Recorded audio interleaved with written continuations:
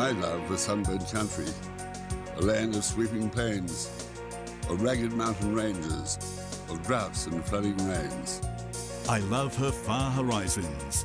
I love her jewelled sea, her beauty and her terror. The wide brown land for me. This is something that will go on for hundreds of years, so it is really a legacy project for future generations.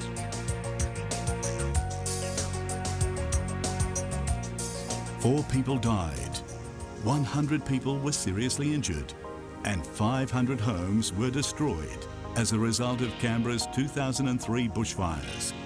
About 70% of pastures, forests and parks were wiped out. The ACT government decided to revive the idea of a grand Arboretum as part of Canberra's bushfire recovery. The Burleigh Griffins had envisaged a vast international arboretum when they were designing Canberra. After the 2003 fires, the winners of an international design competition were inspired by 2 old forests on site, cork oaks and Himalayan cedars.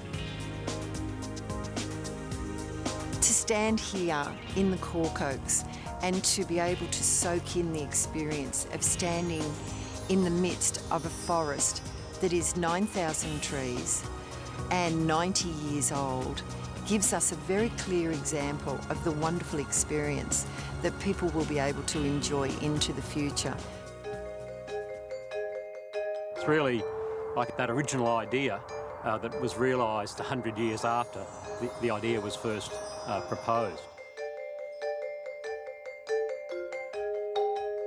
There's that, sense of the archetype of the phoenix of new life rising from ashes, and you need the fire to create the new life. And I think in a subtle way people comprehend that.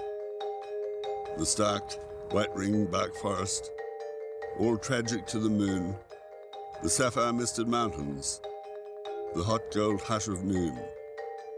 There's all that Red Riding Hood lost in the forest, sense of the unknown and not of the everyday world about forests. They're in a different time frame to us. They're slow and watching everything grow and die at their feet. Yeah, and that's what you find is quite unique about this arboretum. You have a look at other arboretums, a collection of say 1 to 7 trees, individual trees and so on. Well, this is a collection of forests. We cover the full gamut here of symbolic, iconic and endangered trees in 100 forests. The Arboretum stretches over 250 hectares. Everyone has their favourite tree here.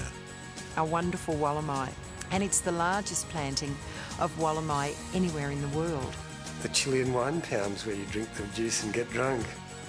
The Yoshino cherries will be the best tree on the site in terms of just knockout beautiful when they're blossoming. And my particular favourites, because I'm a Queenslander, are the bottle trees that we rescued from coal mining on the Darling Downs and brought down as mature trees, and they're surrounded by a forest of younger bottle trees. The national tree of the US, the giant sequoia. Well, we're expecting them to get up to 50 metres tall, which is so it's really difficult to pinpoint it. It's like talking about your own children. Stories are important because it's a really tangible thing to be able to connect to that for the visitor. The Dracaena dracos, the dragon trees, they're quite interesting from the Canary Islands. The dragon's blood tree trunk has been measured at the stately age of 1,000 years with a circumference of 24 metres. In mythology, Hercules slayed a dragon, and where its blood fell, so sprouted the dragon trees. The dodo used to eat the fruit of the tree and actually digest it and scarify the seed. The dodo's extinction has led to the dragon tree's threatened status. The Saharan cypress. The interesting story with these guys is there's only 226 of them left in the wild. We've got 1,000 of them growing on top of the hill here doing extremely well. This forest almost didn't get planted, as goats ate most of the seeds in the Sahara. Then someone remembered a CSIRO scientist had studied them in the 70s, and further inquiries revealed that CSIRO's seed store did have them. Dozens of exceptional gardens are expected to attract hundreds of thousands of visitors each year. The gardens could be more attractive than any other gardens in the world because we're starting from a beginning. A rose garden, a Japanese garden, a water garden, an Asian garden perhaps, an Australian garden. I'd like to see every flower that's possible on Earth. The 100 single-species forests, much of the infrastructure, part of the Central Valley, the dam and the Visitor Centre are funded. The Visitor Centre will house a cafe, function area and the National Bonsai and Penjing collection with about 80 trees on rotational display. The roof becomes quite a leaf-like shape, which is a fingering of glass at one end and then solid at the other. So it's perched on the edge of this lip, really, looking down over the wonderful sculpted Central Valley, which will be, I think, one of the really major attractions of the Arboretum. But then you look beyond that and you get a complete panorama from the city of Canberra to Parliament House, the lake, the Brindabellas. So it's one of those magical Canberra views. Other plans include a Greek amphitheatre.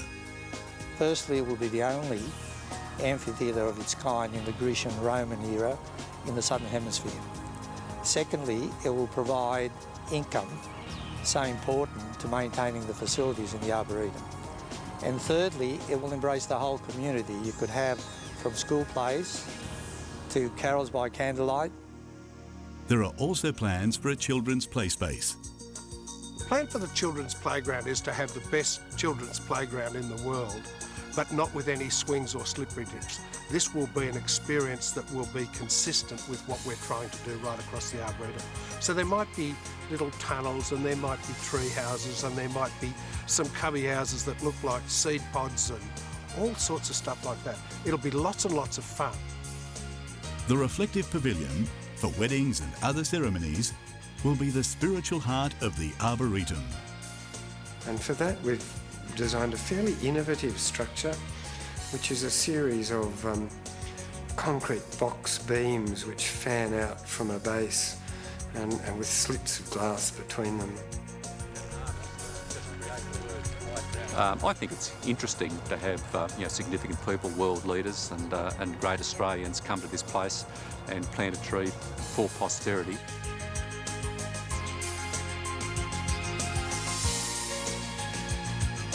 My hope and my vision is that this Arboretum will still be prospering in 1,000 years' time.